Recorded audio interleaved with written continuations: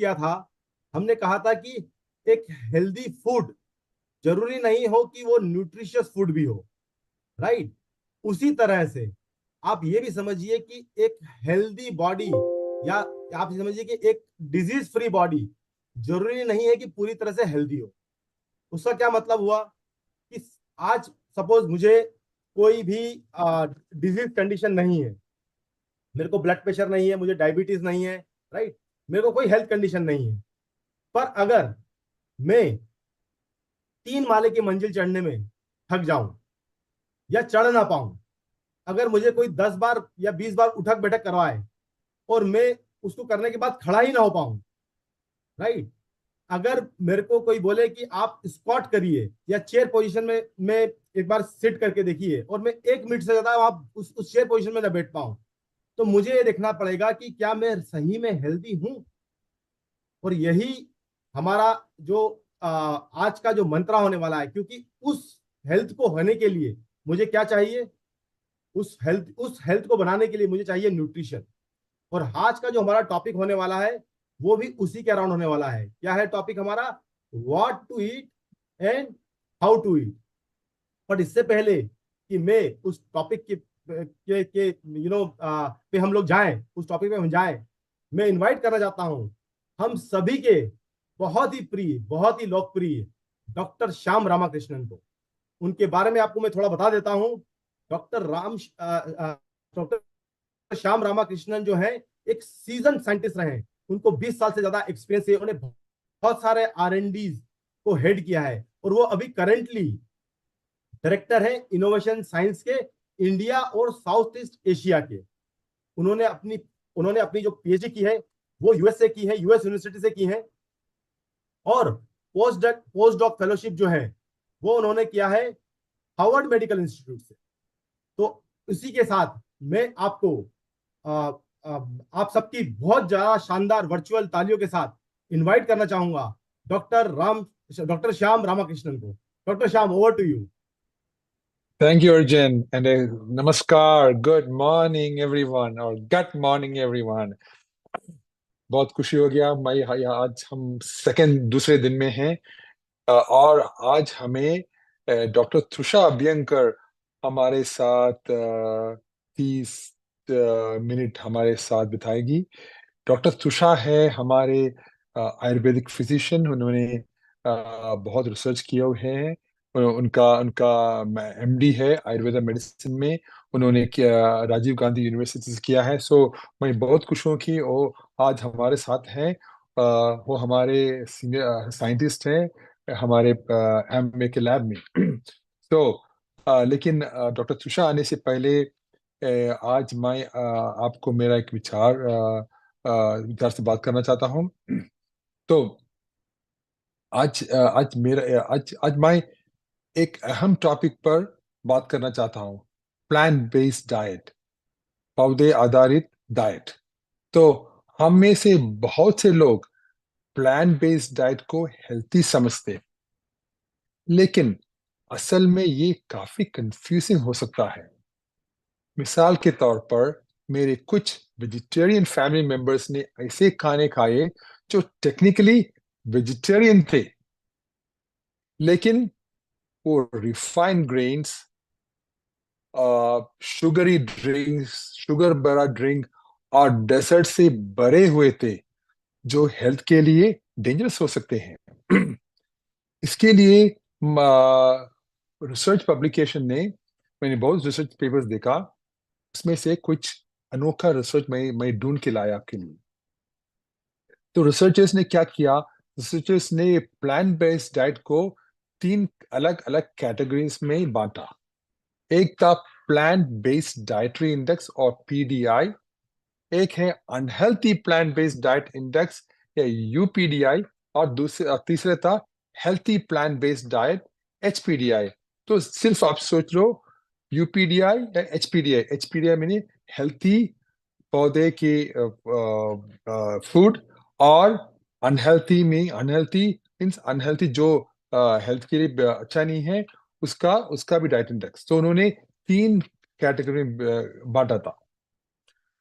तो जो healthy plant based diet index में होल ग्रेन्स, जो फ्रूट्स, वेजिटेबल्स, नट्स और वेजिटेबल ऑयल शामिल है, जबकि अनहेल्थी में फ्रूट जूसेस हैं, रिफाइंड ग्रेन्स है, पोटेटोज है और शुगरी बेवरेजेस जैसे आइटम्स शामिल है, जो टेक्निकली प्लांट बेस्ड तो है लेकिन अनहेल्थी है।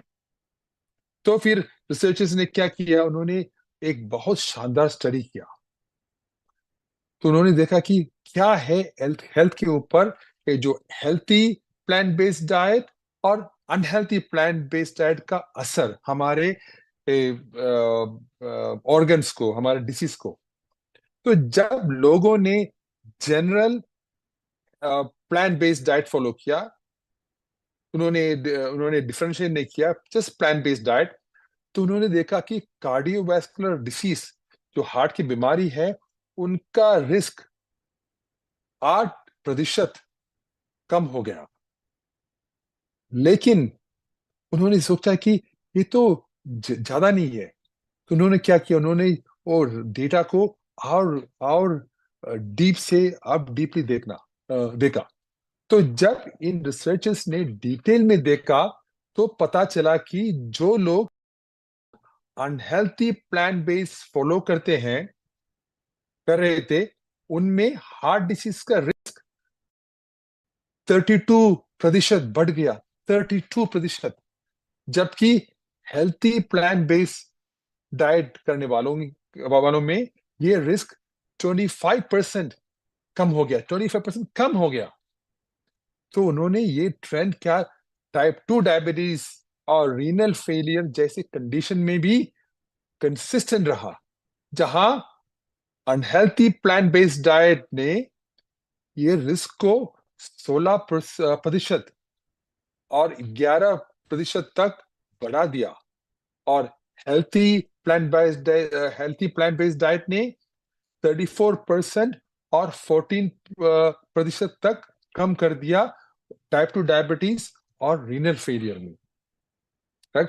तो इसका मतलब क्या है कि अगर हम प्लांट बेस्ड डाइट से बहुत प्लांट बेस्ड डाइट हमारे सेहत के लिए बहुत अच्छा है, क्योंकि हमको पता है कि coronary heart disease, cancer, type 2 diabetes सबको कंट्रोल करते हैं। लेकिन सबसे इंपॉर्टेंट टेक अवे ये है कि प्लांट बेस्ड डाइट की क्वालिटी कैसे है। है? ये है कि प्लांट बेस्ड डाइट की क्वालिटी अगर हम देख लिए, तो देखा जाए तो हमको पता लगता है कि बेहतर होगा कि हम जो फ्रूट से, होल ग्रेन से, वो सब हमारे सेहत के लिए बहुत बढ़िया होते हैं। तो सोच लीजिए, ये सिर्फ एनिमल प्रोडक्ट्स को एलिमिनेट करने के बारे में नहीं है, बल्कि अनहेल्थी प्लांट बेस्ड ऑप्शंस को अवॉइड करने के बारे में भी है। हाँ? अब आप सोचते हुए इन फाइंडिंग्स को, इन जो रिसर्च डेटा है, इन द इंडियन डाइट से क्या रेलेवेंस है, ये कुछ कुछ कनेक्शन है। तो इंडिया में प्लांट बेस्ड ईटिंग की बहुत रिच ट्रेडिशन है, जहां बहुत से लोग वेजिटेरियन या largely plant based diets follow करते हैं। लेकिन इन डाइट्स का हेल्थ इंपैक्ट सिग्निफिकेंटली वेरी कर सकते हैं, डिपेंडिंग अपॉन खाने की क्वालिटी। अब देख लीजिए, हमारे ट्रेडिशनल इंडियन डाइट्स, अगर हेल्थफुली प्रिपेयर किए जाए, तो वो होल ग्रेन्स, लेग्यूम्स जैसे बीन्स हो, लाइक चना, वेजिटेबल्स और स्पाइसेस से भरा हुआ होते हैं।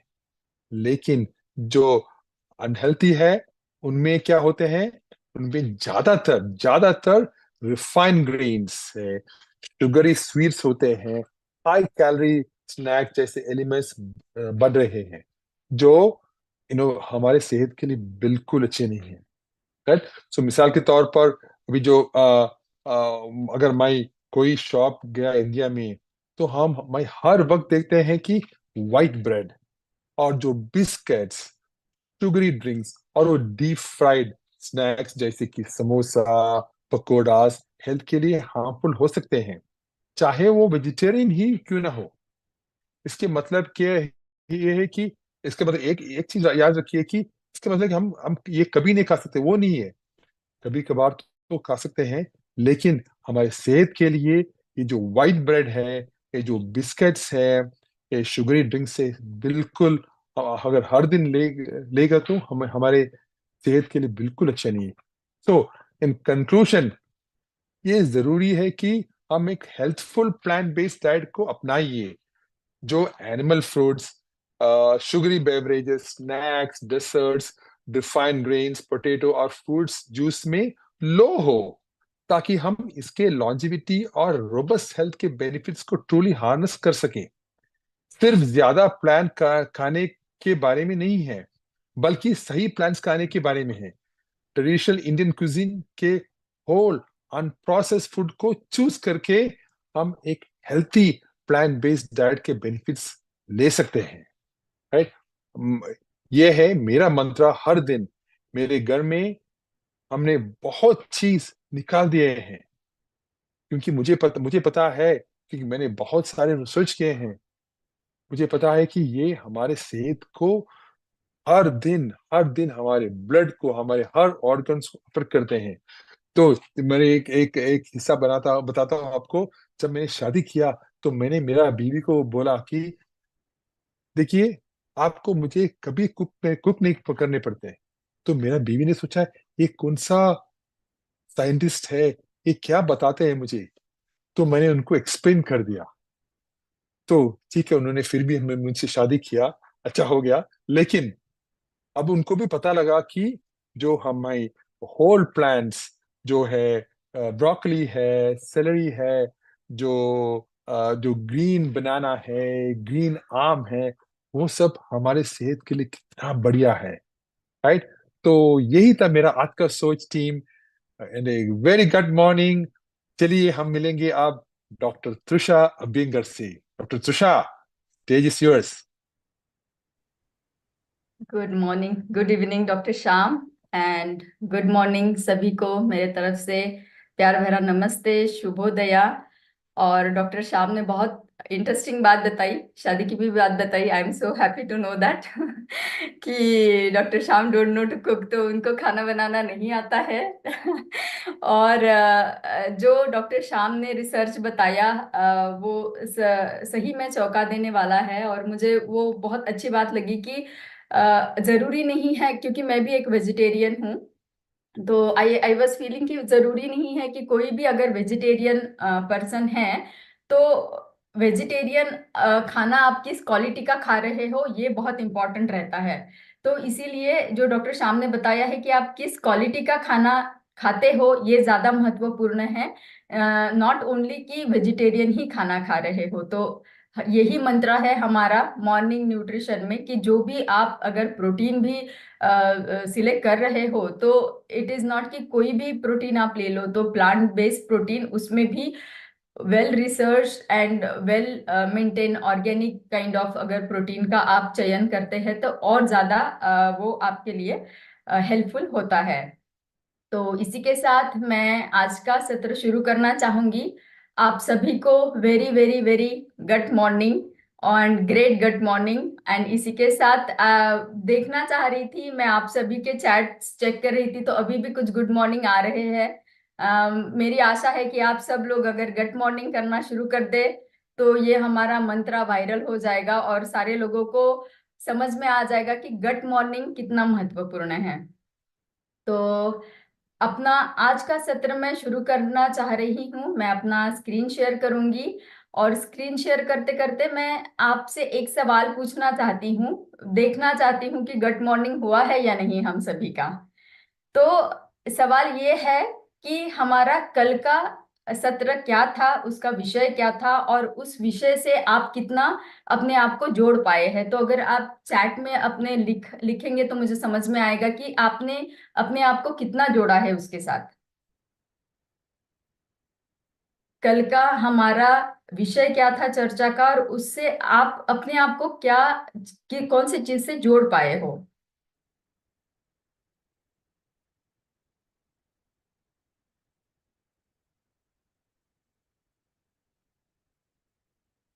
तो आसान सा सवाल है, गुड मॉर्निंग अभी आना शुरू हुआ है।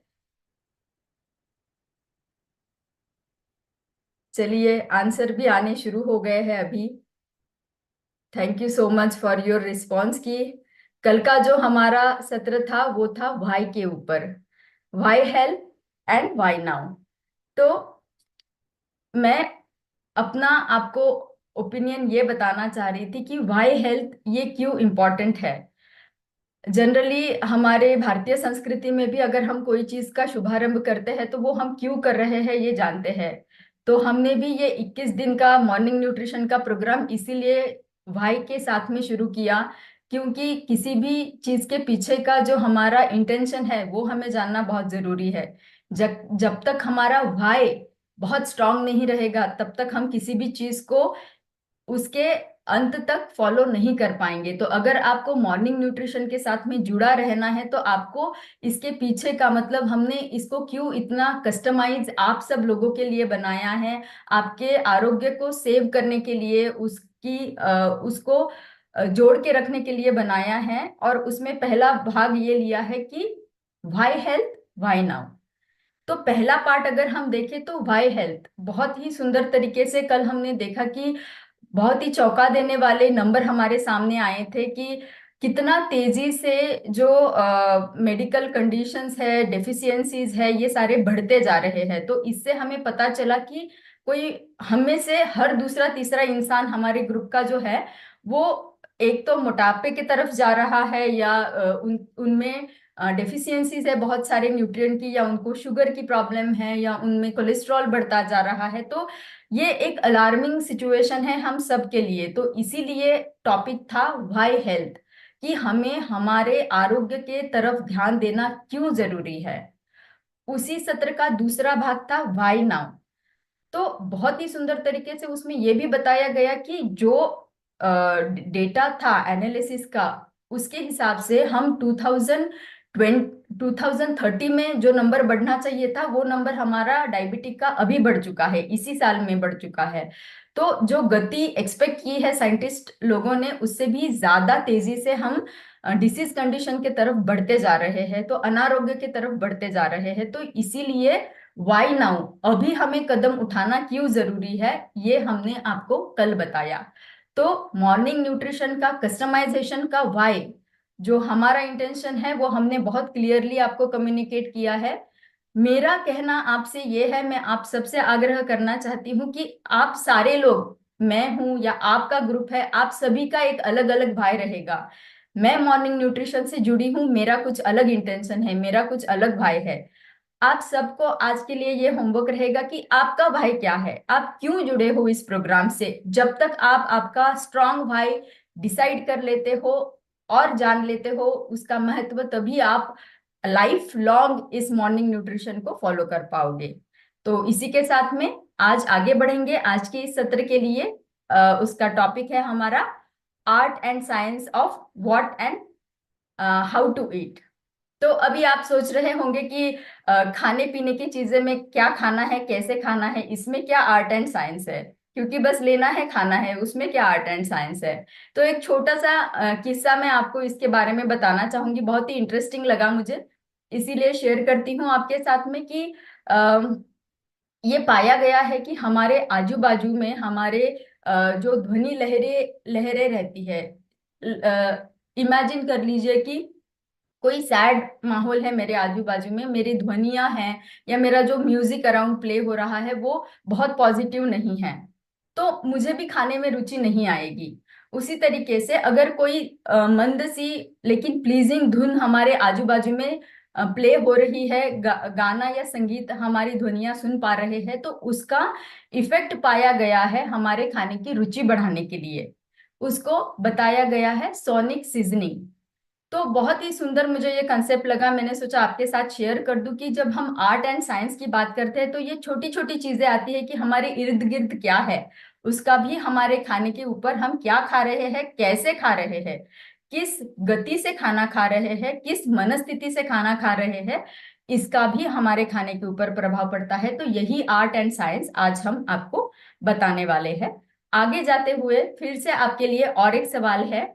मैंने मेरा आर्ट एंड साइंस आपको बता दिया कि मेरा आर्ट एंड साइंस क्या है, behind what and how to eat. अब मुझे आपसे जानना है, आप फटाफट टाइम जाया ना करते हुए अगर चैट बॉक्स में लिखेंगे कि अगर मैं बताती हूँ कि क्या आर्ट एंड साइंस आप समझते हो बिहाइंड ईटिंग, तो आपके माइंड में क्या पहली बात आती है? अगर आप एक लाइन में उसका आंसर लिख दे कि आपके माइंड में पहली क्या बात आती है, जो कि हम बताएंगे कि what to eat and how to eat.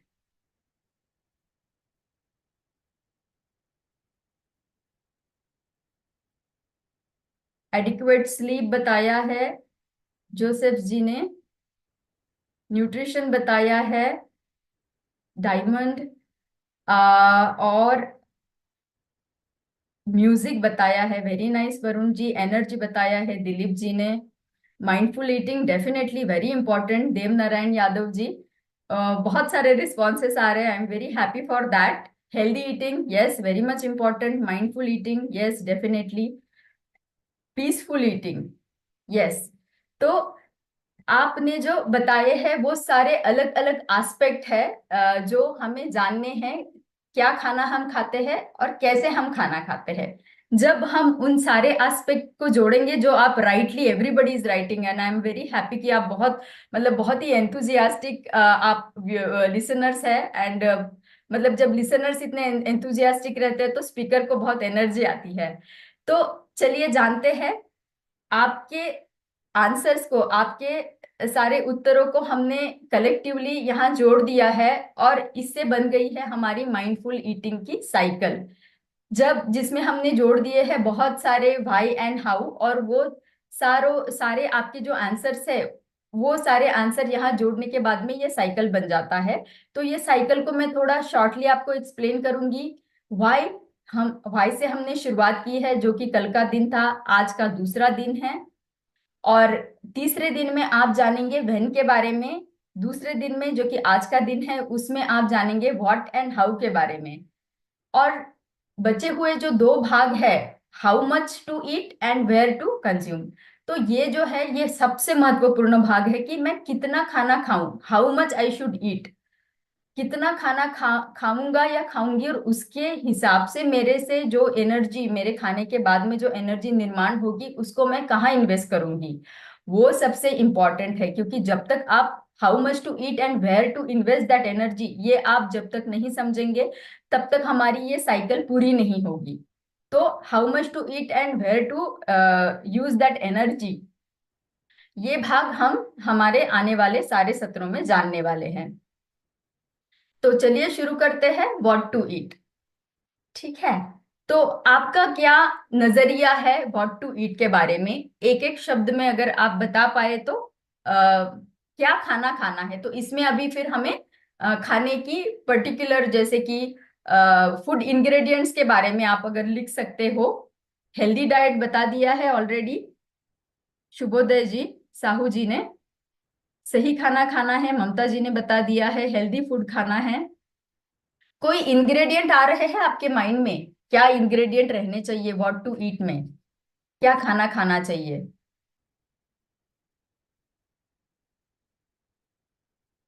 Healthy खाना खाना चाहिए, न्यूट्रिशियस फूड खाना है। न्यूट्रिशियस फूड बोलने के बाद में मैं आपको आगे लेके जाती हूँ, क्योंकि कौन से इंग्रेडिएंट आने चाहिए। तो हमारा खाना कैसे रहना चाहिए? हमारा खाना बैलेंस रहना चाहिए, what to eat balance meal खाना है। बैलेंस मील की परिभाषा ये हो जाएगी कि हमारे मेजर दो कैटेगरी है न्यूट्रिएंट के। एक न्यूट्रिएंट की कैटेगरी है हमारी मैक्रो न्यूट्रिएंट्स, दूसरा है माइक्रो न्यूट्रिएंट्स। तो जैसे आप समझ पा रहे हो, माइक्रो, माइक्रो इज छोटा छोटा छोटा, एंड मैक्रो इज बड़ा क्वांटिटी। तो मैक्रो न्यूट्रिएंट जो है वो हमारे तीन बड़े वर्ग आते हैं, जिसको हम कार्बोहाइड्रेट, प्रोटीन और फैट बताते हैं। तो ये हमारे शरीर के नॉर्मल फंक्शन के लिए बहुत महत्वपूर्ण रहते हैं। उनके सबके अलग अलग रोल है जो आप नीचे देख पा रहे हो।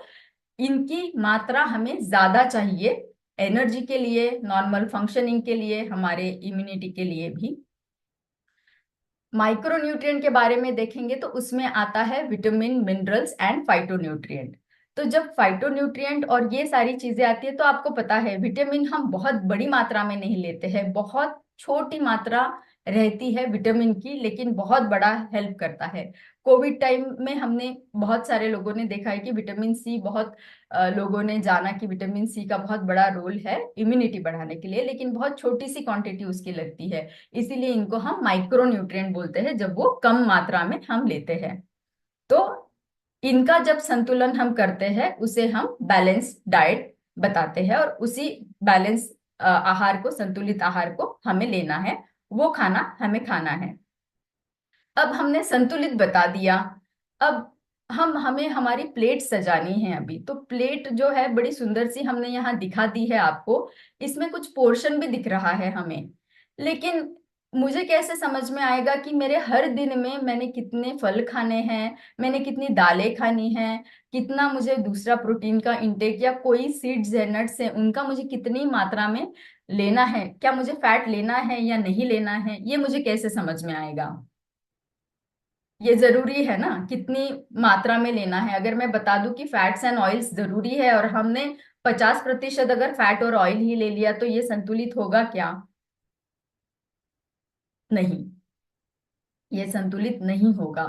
इसीलिए जवाब आते जा रहे हैं, प्रोटीन, फाइबर एंड बहुत बहुत सारे जवाब अभी भी आ रहे हैं, तो ये संतुलित नहीं होगा। तो क्या रहेगा संतुलित आहार, किसकी कितनी प्रतिशत मात्रा मुझे लेनी है? इसके लिए ये आंकड़े हमें बताए हैं आईसीएमआर ने, which is Indian council of medical research. उन्होंने जो बताया है हमें, ये आंकड़े उनसे हमें मिले हैं कि हमारे खाने के प्लेट में 13% फल रहे, 7% पल्सेस दालें रहे, 25% दूध या दही रहे, 2% नट्स एंड सीड रहना जरूरी है, क्योंकि उससे भी हमें माइक्रोन्यूट्रिएंट मिलते हैं, 2% गुड फैट रहना जरूरी है, 30% रहेंगे, जो कि सबसे बड़ी मात्रा है, वो है हमारी वेजिटेबल्स की, एंड 20% रहेंगे हमारे सारी दालें, जो कि रहेगा हमारा जो हम ग्रेन्स बताते हैं, जो धान्य हम बताते हैं, वो सारे रहेंगे 20%। तो अब मुझे ये मात्रा समझ में आ गई है कि इतना मेरा रोज का कंजम्पशन रहना चाहिए। अब चलिए जानेंगे, पता तो चल गया है कौन सा कितनी मात्रा में रहना है, लेकिन मेरे थाली को सजाते वक्त मुझे उसमें क्या लेना है ये जानना जरूरी है। तो थाली में इंक्लूड क्या करना है, क्या लेना है? कॉम्प्लेक्स कार्ब्स लेने हैं। अभी डॉक्टर श्याम ने बताया वेजिटेरियन होना काफी नहीं है, कॉम्प्लेक्स कार्ब्स रहना बहुत जरूरी है। कॉम्प्लेक्स कार्ब्स क्या रहेंगे? होल ग्रेन्स, उनके एग्जाम्पल है जवार, बाजरा, रागी, सारे श्री धान्य जो हम बताते हैं, जो कि गवर्नमेंट ऑफ इंडिया भी बहुत जोरों शोरों से लोगों को अवेयर करा रहे हैं कि श्री अन्न का उपयोग हमने करना है। तो उसमें सारे धान्य, छोटे धान्य, मिलेट्स आ गए। प्रोटीन लेना है ज्यादा मात्रा में, मूंग है, चना है, पल्सेस है, अलग अलग दालें हैं, उनको सबको लेना है, और ज्यादातर वेजिटेबल्स एंड फ्रूट्स हमें लेने हैं। अब क्या निकालना है ये हम जानेंगे। निकालना जो है हमें रिफाइंड कार्ब्स। तो डॉक्टर श्याम ने बताया कि बस वेजिटेरियन हो, लेकिन अगर हम फिंगर चिप्स खा रहे हैं एंड पिज्जा खा रहे हैं, vegetarian pizza loaded with vegetables, लेकिन उसका बेस तो मैदे का है, तो क्या वो लेना सही रहेगा? नहीं, उसको रिमूव करना है, उसको निकालना है। व्हाइट जो भी है is not good, refined flour is not good, मैदा अच्छा नहीं है, शुगर व्हाइट है वो अच्छा नहीं है, व्हाइट ब्रेड अच्छा नहीं है, पॉलिश राइस अच्छा नहीं है। तो जो बेकरी के प्रोडक्ट है उनको निकालना है। सैचुरेटेड फैट जो नॉर्मल टेम्परेचर पे जम जाए, ऐसे वाले जो फैट्स है वो हमें हमारे खाने से निकाल देने हैं, क्योंकि वो हमारे सेहत के लिए अच्छे नहीं माने जाते। क्या इंक्लूड करना है वो हमने जान लिया, क्या निकाल देना है वो हमने जान लिया। अभी देखेंगे क्या हमें रिप्लेस करना है। रिप्लेस करना सब लोग समझते हैं, जो बुरा है उसकी जगह अच्छी वाली चीज ले लेगी। तो बुरा क्या है? बुरा है calorie dense food. Calorie dense मतलब कैलोरी से भरा हुआ खाना है, उसको किसके साथ रिप्लेस करना है? उसको हमें बदलना है न्यूट्रिएंट से भरे हुए खाने के साथ। सो कैलोरी वाला खाना क्या करता है? बहुत सारी कैलोरी रहती है, बिल्कुल भी न्यूट्रिएंट नहीं रहते हैं। ऑन द अदर हैंड अगर न्यूट्रिएंट से भरा हुआ खाना देखेंगे तो कैलोरी बिल्कुल कम है लेकिन न्यूट्रिएंट बहुत ज्यादा है। कैलोरी से भरा हुआ खाना क्विक एनर्जी देता है हमें, लेकिन वो हेल्दी रहेगा क्या? नहीं, क्योंकि क्विक एनर्जी देगा उतना ही जल्दी एनर्जी ड्रॉप हो जाएगी और दूसरे इमिडिएटली हमें फील होगा कि और खाना मुझे खाना है, तो ये मोटापा बढ़ाता जाएगा और इसमें न्यूट्रिएंट नहीं है। लेकिन ये फैट शुगर से भरा हुआ है, तो ये क्या करता है? वजन बढ़ा देता है, हमारी सेहत को बिगाड़ देता है। इसके एग्जाम्पल है हमारे सारे प्रोसेस्ड फूड। इसीलिए इसको बदल के हमें न्यूट्रिएंट वाले खाने के साथ में, पोषण से भरे हुए खाने के साथ में बदलना है, जो कि अनप्रोसेस्ड खाना है। वो हमें क्विक एनर्जी नहीं देता है, लेकिन पूरे दिन भर में, जैसे अगर मैंने गेहूं का, होल व्हीट का या ज्वार का रोटी खाई है, तो ज्वार की रोटी मुझे सुबह अगर मैं खाती हूँ तो 3 से 4 घंटे तक मेरी एनर्जी अच्छे से बने रहेगी और मुझे जरूरत नहीं पड़ेगी कि मैं और कुछ दूसरा स्नैकिंग करूँ। तो ये सस्टेन एनर्जी रहेगा और उससे मुझे न्यूट्रिएंट भी बहुत सारे मिलेंगे। ये अनप्रोसेस रहता है, हमारी हेल्थ को अच्छा रखता है और इसके एग्जाम्पल है जैसे मैंने बताया, होल ग्रेन्स है, फ्रूट्स एंड वेजिटेबल्स है। आगे बढ़ते हुए जानेंगे, बहुत ही छोटा सा बहुत लेकिन बहुत इंटरेस्टिंग एग्जाम्पल है ये, जो हमने कैलोरी डेंस और न्यूट्रिएंट डेंस अगले पिछले वाले स्लाइड में देखा था। अभी देखिए, कैलोरी वाले कॉलम में हमने देखा था कैलोरी से भरा हुआ। अभी यहाँ है 300 कैलोरी किससे मिल रहे हैं? ब्रेड पकोड़ा से। 300 कैलोरी मिल रहे हैं हमें पाइनएप्पल और ब्लूबेरी से। लेकिन क्या फर्क है? कोई गेस करना चाहेगा इसमें क्या फर्क है?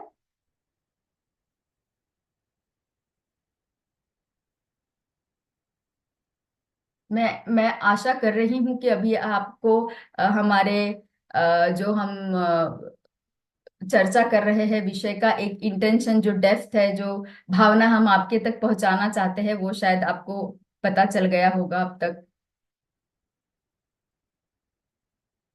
चलिए, जवाब आना शुरू हो गया है। एकदम सही पहचाना है आप लोगों ने कि ब्रेड पकोड़ा में तो फैट रहेंगे और ये न्यूट्रिशियस नहीं है, कैलोरी से भरा हुआ है। लेकिन 2 कप पाइनएप्पल और 1 कप ब्लूबेरी से हमें मिल रहे हैं फाइटोन्यूट्रिएंट, हमें मिल रहे हैं न्यूट्रिएंट और फाइबर। सो एंटीऑक्सीडेंट से भी भरा हुआ रहता है। तो इसीलिए हमें ये फ्रेश फ्रूट्स और वेजिटेबल खा के वेजिटेरियन बनना है, ना कि ब्रेड पकोड़ा खा के वेजिटेरियन बनना है। तो ये है बहुत ही बढ़िया उदाहरण आपको आसान तरीके से समझने के लिए। इसी को कंटिन्यू करते हुए हम आगे लेके जाएंगे। मैंने मेरा ओपिनियन आपको बता दिया, या मेरा क्या नजरिया है ये मैंने आपको बता दिया। तो मैं आपसे अभी जानना चाहूंगी कि आपका क्या नजरिया है कि हमें और क्या क्या चीजें नहीं लेनी है। एक आध दो एग्जाम्पल अगर आप फटाफट चैट बॉक्स में डाल देंगे तो मुझे समझ में आ जाएगा कि ये बहुत ही आसानी से हम आपको समझा पा रहे हैं कौन सी चीजों को हमें नहीं लेना है। अनहेल्दी खाने को नहीं लेना है, ब्रेड को नहीं लेना है, रोटी सब्जी लेनी है। बहुत ही सही बताया है। पाइनएप्पल में, यस यस यस, पाइनएप्पल में विटामिन है। करेक्ट। पिज्जा नहीं लेना है, जंक फूड नहीं लेना है, आकाश मिश्रा जी ने लिखा है।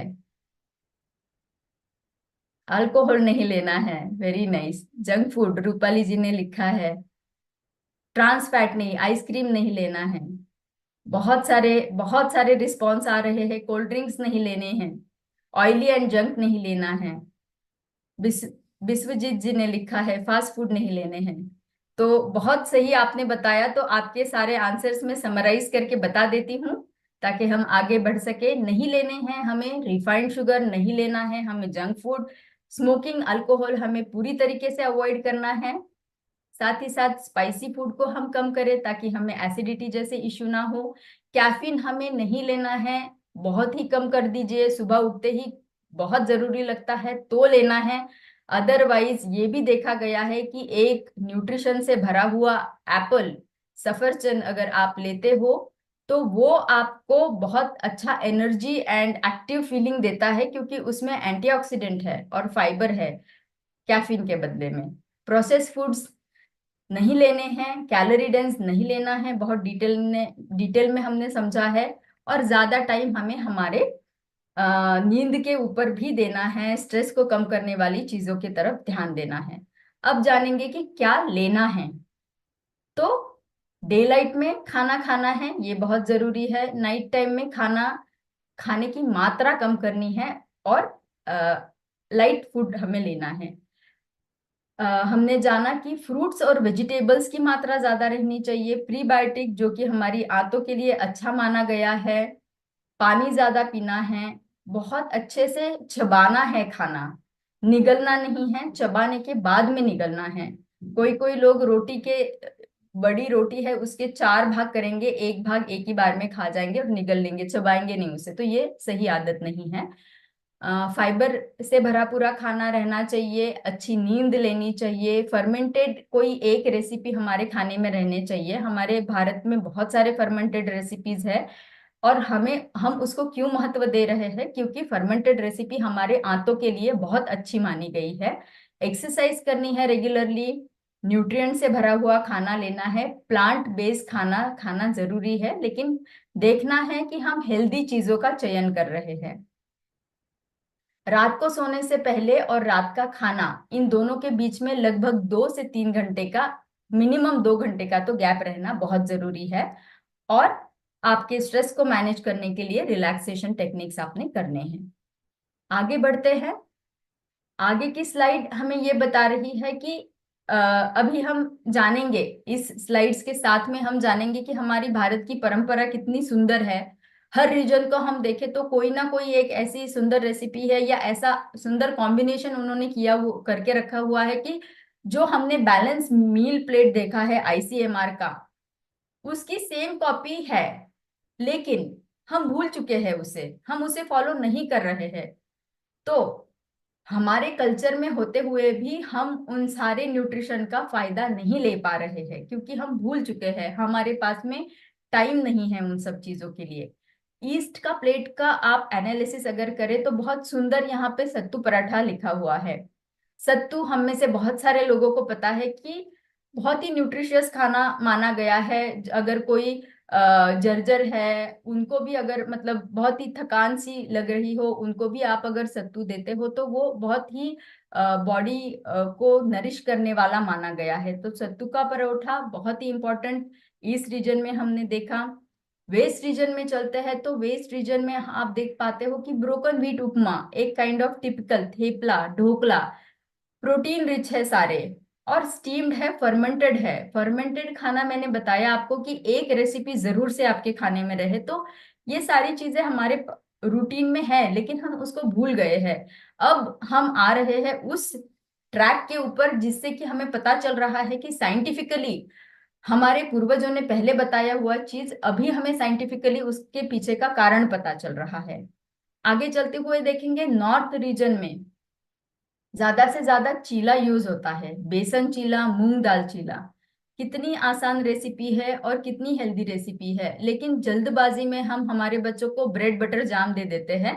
लेकिन उसको अगर हम बदल दे मूंग चीला से या बेसन चीला से, तो बच्चों की बढ़ती एज में ही उनको कितना अच्छा न्यूट्रिशन मिलेगा, उनकी प्रोटीन की कमी पूरी हो जाएगी, जो कि भारत प्रोटीन में डेफिशिएंट है, हमें पता है, हमने कल देखा है।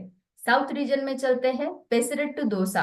पेसरेट्टू ये एक डोसा का प्रकार है जिसमें कि फिर से मूंग दाल उड़द दाल का कॉम्बिनेशन थोड़े ही मात्रा में चावल डालते हुए बनाया गया है, जिसमें कि कार्बोहाइड्रेट प्रोटीन का बैलेंस बहुत अच्छे तरीके से दिया गया है। तो ये है सुंदरता हमारे भारत की, और न्यूट्रिशन बैलेंस हमारे भारत का जो हम भूल चुके हैं और हम कर नहीं पा रहे हैं। राइट? क्या आप लोग एग्री करते हैं? आप लोग सहमत हैं मेरी चीजों से? अगर आप सहमत है तो आप मुझे चैट बॉक्स में ये जरूर लिख दीजिए कि हम में से कितने लोग ये प्लेट, जो आईसीएमआर की प्लेट हमने दिखाई थी पहले, उसको कितना प्रतिशत फॉलो कर पाते हो। अगर आप 20% भी फॉलो करते हो तो आप लिख सकते हो कि हाँ हम शायद 20% फॉलो कर पा रहे हैं, शायद हम हमारा प्रोटीन ले पा रहे हैं, वेजिटेबल्स कम ले रहे हैं। तो मैं इस बात को आग्रह से जानना चाहूंगी कि आप कितना प्रतिशत उस आईसीएमआर की प्लेट को फॉलो कर पा रहे हो, या हमारा इंडियन कल्चर में जो बताया गया है प्लेट, उसमें से कितना रेसिपीज हम यूज कर पा रहे हैं, कितना प्रतिशत वेजिटेबल हम यूज कर पा रहे हैं। तो अगर 100% कोई यूज कर पा रहा है तो मैं बहुत खुश हो जाऊंगी, लेकिन अगर आप परसेंटेज में मुझे डाल के दे दे तो बहुत खुशी होगी मुझे। महेश महेश जी ने लिखा है 70%, कुमार जी ने लिखा है, वर्मा जी ने लिखा है 15%, नितिन जी ने लिखा है 30%, 10% भी है, 40% भी है, कोमल जी ने लिखा है 80%, मनीता जी ने लिखा है 40%, लेकिन 100% शायद ही हम में से कोई आ पाए। ये बहुत ही सैड बात है कि हम कोई भी उसको पूरे तरीके से नहीं फॉलो कर पा रहे हैं। एक बात ये भी है कि हम अवेयर नहीं है, हमें उतना उसके बारे में किसी ने अवेयर नहीं किया है। अब जब हमें आई ओपनिंग नंबर दिखे हैं कल के सेशन में, तब शायद हमें थोड़ा चेतना आई होगी कि ये हमें स्टेप लेना है, ये कदम उठाना है, क्यों लेना है। तो अब जब ये गैप निर्माण हो गई है, एक बात तो हम पूरा तरीके से प्लेट नहीं सजा पा रहे हैं हमारी, दूसरी बात इन केस हम बहुत प्रयत्न कर ले उसको सजाने का, लेकिन जो हमें वेजिटेबल्स मिलते हैं या जो भी कुछ ग्रेन्स या जो नट्स एंड सीड्स मिलते हैं, उसमें भी अडल्ट्रेशन होने के वजह से हमें उसका पूरा पूरा न्यूट्रिएंट नहीं मिल पाता, जिसके वजह से न्यूट्रिशन की एक गैप सी निर्माण हो गई है। उस गैप को हमें मिटाना है, और उस गैप को मिटाने के लिए एक ब्रिज का हमें यूज करना है, जिसमें कि हमें ये भी जानना जरूरी है कि सप्लीमेंट का रोल बहुत इंपॉर्टेंट है, जिसमें कि हमारा प्रोटीन रिकमेंडेड, जो हमारा डाइटरी अलाउंस है, जो हमें रिकमेंड किया गया है by the research organisations of India, fibre का रिकमेंडेड डोज डेली, हमारे विटामिन मिनरल्स का डोज और गुड फैट का डोज, ये हमारे सेहत में रहना बहुत ही जरूरी है। ये हमारे शरीर का आधार स्तंभ है, ये हमारे शरीर का फाउंडेशन है। लेकिन क्या मैं कोई भी प्रोडक्ट को ऐसे ही ले लूं तो सही रहेगा? ये सही नहीं रहेगा, क्योंकि हमें हर प्रोडक्ट के पीछे का लेबल पढ़ना बहुत जरूरी है। आइडियल प्रोडक्ट और आइडियल लेबल उसको माना गया है जिसमें कि प्रिजर्वेशन फ्री प्रोडक्ट जो है, आर्टिफिशियल कलर्स फ्री जो है, और जिसमें कि हमने ऑर्गेनिक चीजों को ज्यादा से ज्यादा यूज किया है, ऐसे चीजों को उपयोग करके बनाए गए ये सारे प्रोडक्ट है जिनका हमने ज्यादा से ज्यादा उपयोग करना जरूरी माना गया है। तो इसका हमने ज्यादा से ज्यादा लाभ लेना चाहिए, हमारे लिए, हमारे फैमिली मेंबर्स के लिए, हमारे टीनेजर बच्चों के लिए, जिनमें कि प्रोटीन बढ़ते हुए एज में बहुत ज्यादा इंपॉर्टेंट है। तो ये अवेयरनेस हमें आना बहुत जरूरी है। इसीलिए हमारा मॉर्निंग न्यूट्रिशन की ये एक तरीके की हमारे शरीर की मांग है जिसको हमें पूरी करनी है। तो आज से इम्प्लीमेंट कर सकते हैं, हमारी इस न्यूट्रिशन की गैप को हमें भर के निकालना है। आगे बढ़ेंगे। आज की एक रेसिपी आपको बताती हूँ कि चिया सीड वाटर। तो चिया सीड वाटर, अच्छा इससे चिया सीड वाटर जाने से पहले थोड़ा सा बैक लेके जा रही हूँ।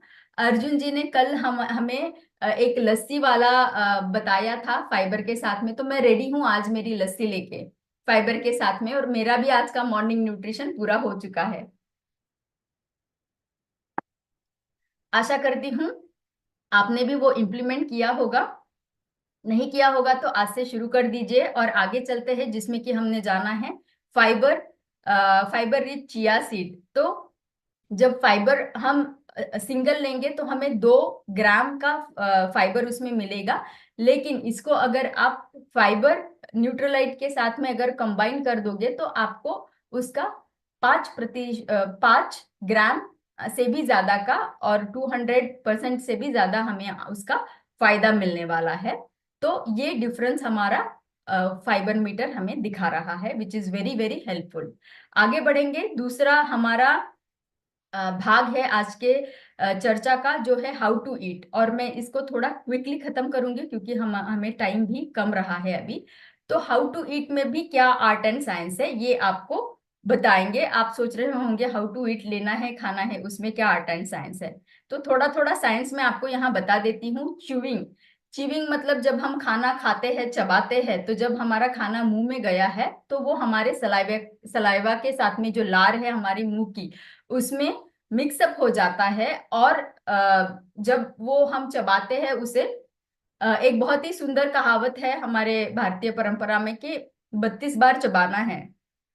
तो क्या मुझे 32 बार काउंट करना है? एक बार चबाया, 2 बार चबाया, 32 बार चबाते हुए? उसका मतलब ये नहीं है कि 32 बार काउंट करना है। उसका मतलब ये है कि इतना चबाना है उसे कि वो बहुत ही सॉफ्ट हो जाए और हमें निगलने के लिए आसानी हो। आगे बढ़ते हुए देखेंगे कि जब हम च्यूइंग करते हैं, ये च्यूइंग का प्रोसीजर है जो स्टेप बाय स्टेप जाता है। इसका एक अर्ली स्टेज आता है जिसमें कि खाना सलाइवा के साथ मिक्स होते हुए दूसरे एंजाइम्स को भी अट्रैक्ट करता है। तो ये अर्ली स्टेज से लेटर स्टेज जब जाता है, दूसरे स्टेज में, तभी मुंह के अंदर ही हमारे खाने का डाइजेशन शुरू हो गया रहता है। कार्बोहाइड्रेट के ऊपर एंजाइम का एक्शन होके कार्बोहाइड्रेट का मेटाबॉलिज्म या उसका उसको उसको टूटना वहीं पे शुरू हो जाता है मुंह में। तो इसीलिए जब हम बहुत अच्छे से खाना चबाएंगे और लेंगे तभी हमें उसके ज्यादा से ज्यादा न्यूट्रिएंट मिलेंगे। और एक कहावत है, it it is called as eat water and drink food. तो पानी इतना स्लोली पीना है जैसे कि आप खाना खा रहे हो, और खाना इतना चबाना है कि उसको आप पी पाओ। तो ड्रिंक योर फूड, इतना उसको चबाना है क्योंकि फिर आंतों को आसानी होगी उसमें से न्यूट्रिएंट लेके बॉडी को पहुंचाने के लिए।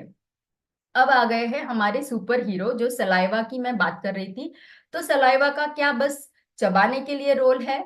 नहीं। सलाइवा का रोल है हमारे प्रोटेक्शन के लिए, हमारे मुंह के प्रोटेक्शन के लिए, उसको मॉइस्ट रखने के लिए। उसमें अगर कोई बैक्टीरियाज एंटर होने की कोशिश कर रहे हैं तो मुंह में ही उसका विनाश भी करने की कैपेसिटी सलाइवा रखता है। साथ ही साथ कार्बोहाइड्रेट का भी मेटाबॉलिज्म ब्रेक डाउन होना शुरू हो जाता है। तो ये है हमारा सलाइवा सुपर हीरो।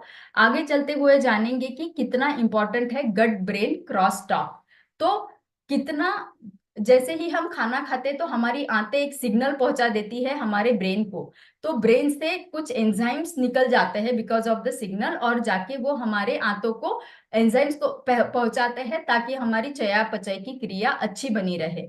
अब हम अगर रश में खाना खा रहे हैं या फिर टेंशन में खाना खा रहे हैं तो खाना तो खा लेंगे, खाने के बाद में एक सेंसेशन सा फील होता है, गुड़गुड़ गुड़गुड़ाहट सी शुरू हो जाती है, एक अनइजीनेस सा शुरू हो जाता है, लोगों को एसिडिटी हो जाती है जब वो ऐसे टेंशन में खाना खा लेते हैं। तो ये इसलिए होता है क्योंकि गट जो है, हड़बड़ाहट में खाना खाने की वजह से सही सिग्नल नहीं जा पाते हैं ब्रेन को, और ब्रेन को जो है वो कम ज्यादा, फिर ब्रेन के सिग्नल डिस्टर्ब हो गए तो ब्रेन ने भी एंजाइम कम ज्यादा मात्रा में भेज दिए हैं, तो डाइजेशन डिस्टर्ब हो गया है, ये प्रॉब्लम होता है। तो ये ब्रेन और गट का जो क्रॉस टॉक है उसको नॉर्मल रखना ये हमारे हाथ में है, इसीलिए खाना हमें स्लो खाना है। तो खाना स्लो खाना है मेरे हिसाब से। आपके हिसाब से आप क्या समझते हैं कि क्या फायदा होगा? फटाफट से आप अगर आपके चैट बॉक्स में डाल देंगे तो अच्छा हो जाएगा कि क्या बेनिफिट हमें मिलते हैं।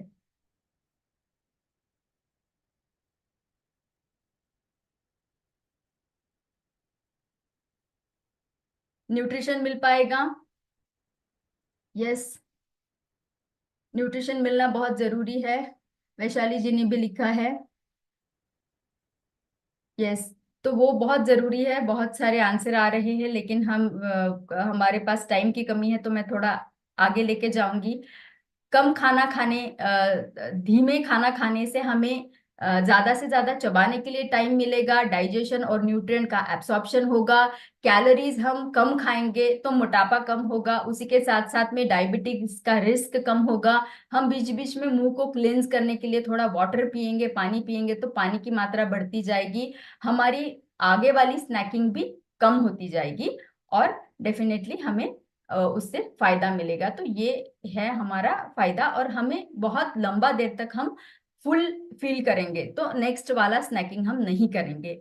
और क्या होता है, और ये हमें एक कॉग्निटिव बिहेवियर थेरेपी का चीज है जो माइंड के ऊपर मील का क्या इन्फ्लुएंस होता है। माइंड जो है वो बहुत इंपॉर्टेंट रोल प्ले करता है, तो इसीलिए हमें यहाँ बताना है कि अगर हम बाकी के सारे डिस्ट्रैक्शंस रोक के खाना खाए, तो पहले के जमाने में रहता था कि भाई खाना खाओगे तो बात नहीं करना है, बड़े लोग डांट देते थे, तो ये डिस्ट्रैक्शन को अवॉइड करने के लिए रहता था ताकि हमारा पूरा कंसंट्रेशन खाने पे रहे। हमारा फोकस, अगर हम दूसरा पॉइंट जो है कि फोकस जो है हमारा सेटिस्फैक्शन, खाने से सेटिस्फैक्शन के ऊपर रहना चाहिए, ना कि ज्यादा खाना खाने के ऊपर।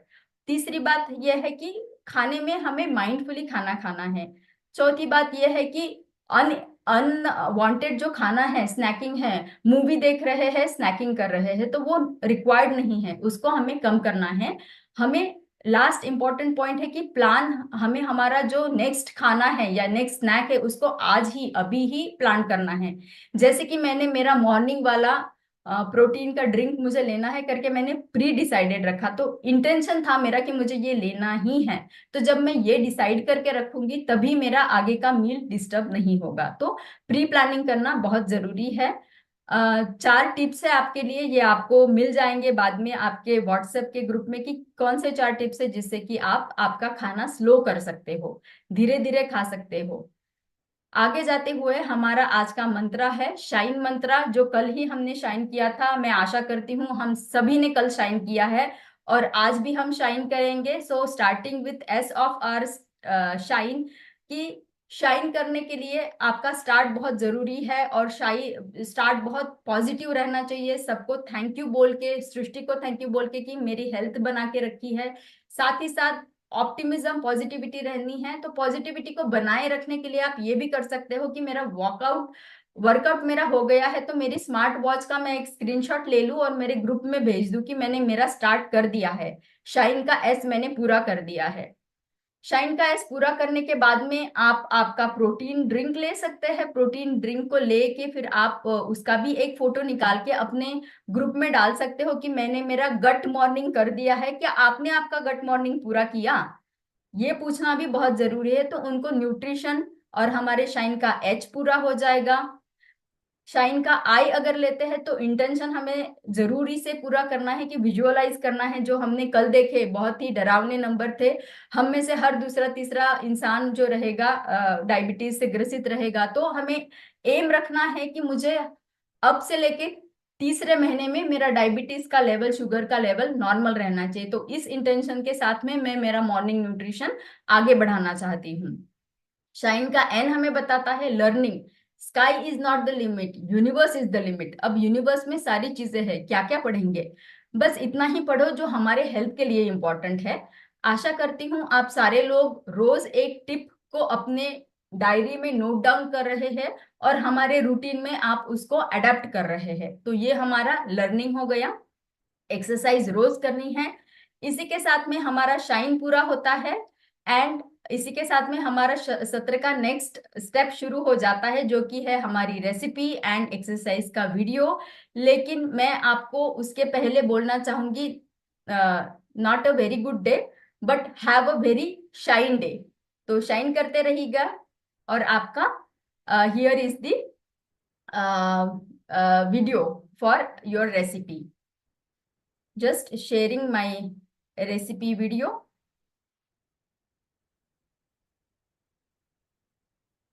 Is it visible?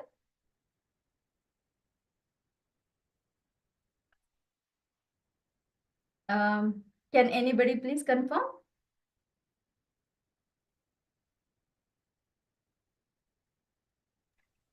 Yes, it's visible. Doctor is visible. Is it audible as well?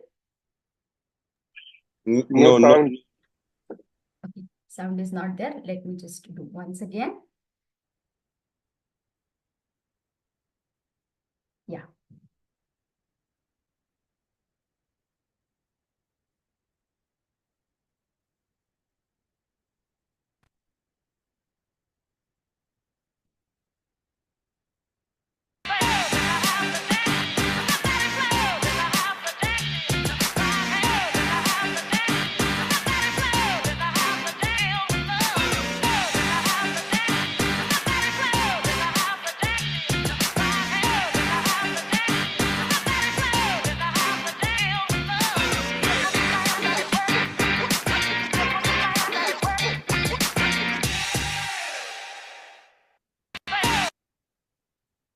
Hopefully it was audible and visible as well, right?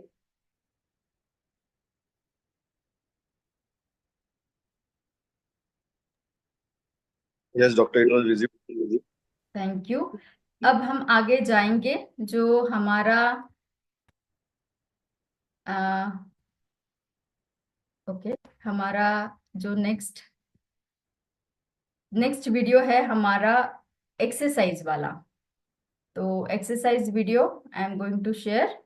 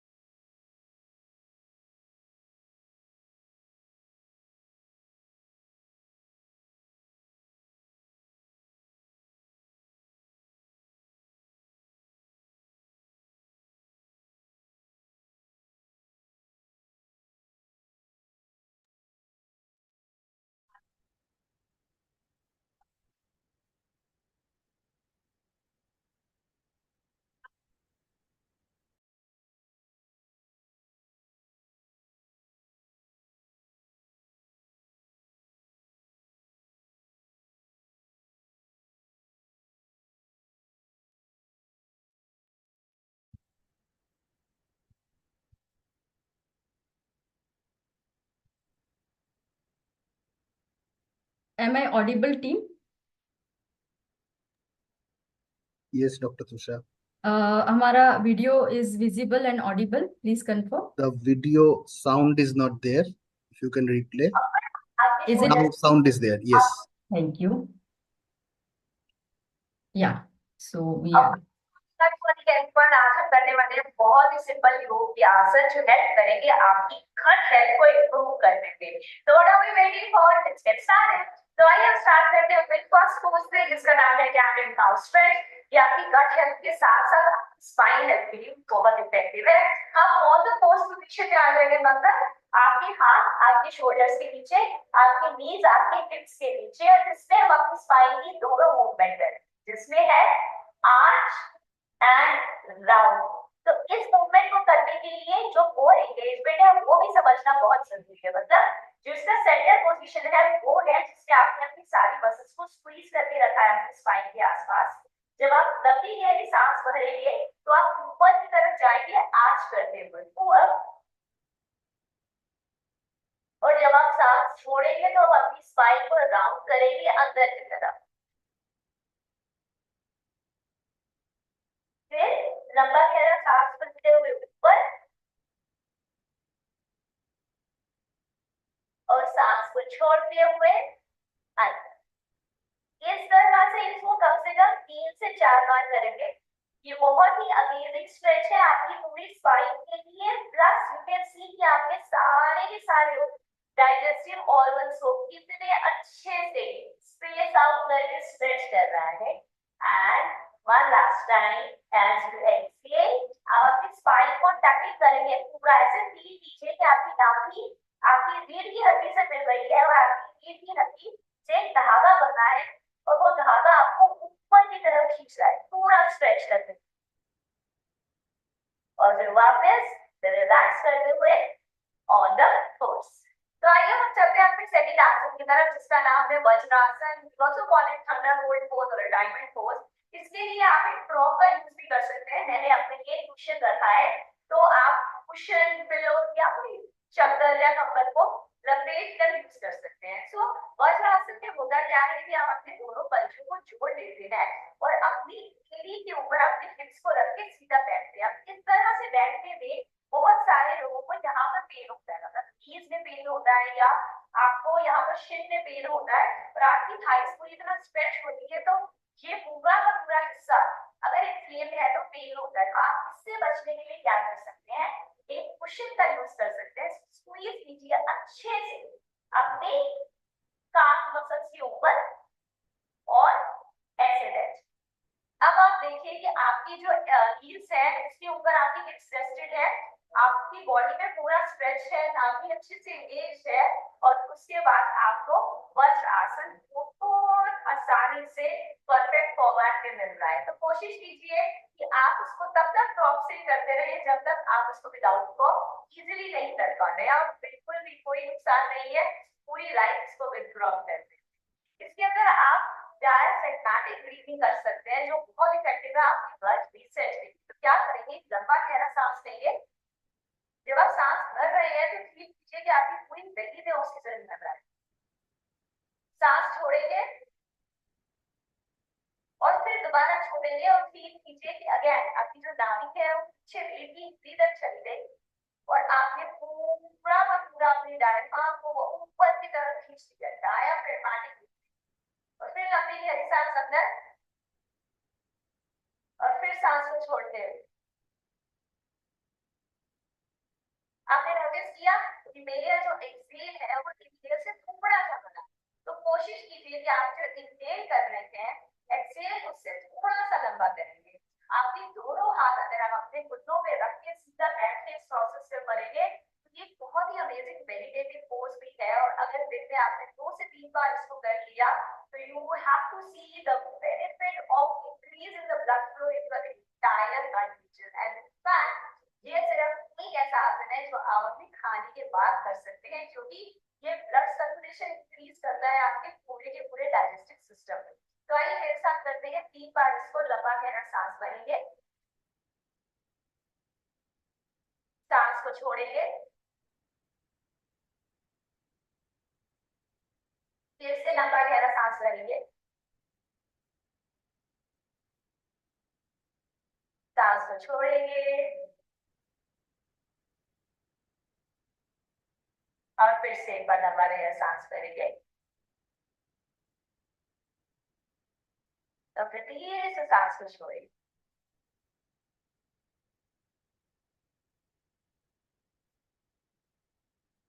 This brings us to the last asana, which is Balasana or child pose. Again, बहुत ही effective pose है और in fact stress relief के लिए best pose है। Obviously गट reset के लिए बहुत amazing है, आपकी गट की हेल्थ के लिए बहुत अमेजिंग है, बट इसके साथ साथ ये सभी के सभी पोजेस के और बहुत बेनिफिट है। बाल आसन के लिए आप अपने घुटनों पे आ सकते हैं, आपको अपनी पूरी बॉडी को स्ट्रेच करते हुए अपने हिप्स को अपने एंकल्स तक लेकर आना है और अपनी फ्रंट बॉडी को भी पूरा स्ट्रेच करना है। इसमें सांस भरते हुए आप ऊपर की तरफ आएंगे और पीछे की तरफ जाएंगे और सांस छोड़ते हुए अपने आप को लंबा बिछा देंगे। जब सांस भरते हुए, सांस छोड़ते हुए, इस तरह से आप इजीली नीचे जा सकते हैं बिना अपने घुटनों पे बहुत ज्यादा प्रेशर डालें। तो कोशिश कर सकते हैं कि आगे जाने तक अगर आप इतने नीचे नहीं जाएंगे तो यहाँ पर फ्रंट में किसी कुशन या किसी बोल्डर को रखेंगे और फिर उतना स्ट्रेच करेंगे जितना आप इजीली आज कर सकते हैं। अगर कोशिश करते हुए अपने फॉरहेड को भी नीचे लगाएंगे तो ये बहुत इफेक्टिव है। कैन यू सी कि आपकी पूरी बेली आपके थाइस के साथ जुड़ गई है और आपका सारा का सारा ब्लड फ्लो आगे की तरफ आ गया है। बहुत रिलैक्स पोज है ये। होल्ड करेंगे यहाँ पर थोड़ी देर तक और एक लंबी गहरी सांस रखते हुए वापस ऊपर। इनफैक्ट बहुत सभी लोगों को ऐसा लगता है कि बहुत डिफिकल्ट पोज करेंगे ना तो योग का पूरा बेनिफिट होगा। बिल्कुल भी ऐसा नहीं है। Simplest of the poses which are done consistently will give you the maximum benefit. Thank you everyone. I hope आपको ये सारे के सारे आसन बहुत इजीली समझ आ गए होंगे। अब आपको करना है इनको practice regularly without fair and keep rocking.